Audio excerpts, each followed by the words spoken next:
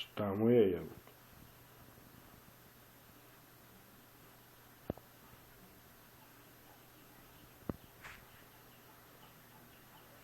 To samo kod Denčića može. Ajde, Matej, idemo u krug. Ajmo. To. Ti si je pukao koja, već, jel? Ja, to su te tetovaže, mani kuće, brate, ono je prslo pa prslo, brate.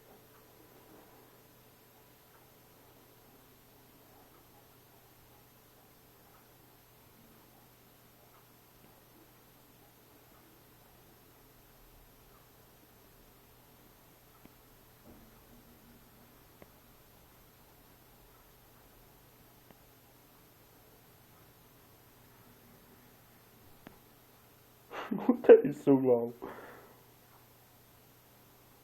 Jel ti dobro, materi? Ej, materi. Šta ti je, brate? Ti sipao neko nešto u mleko, jebem jemok, evo, drži.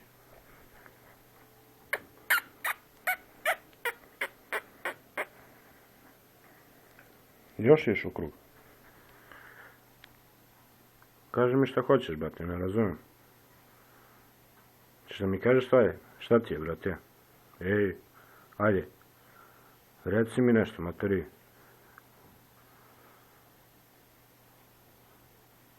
Što treba da znači, jel?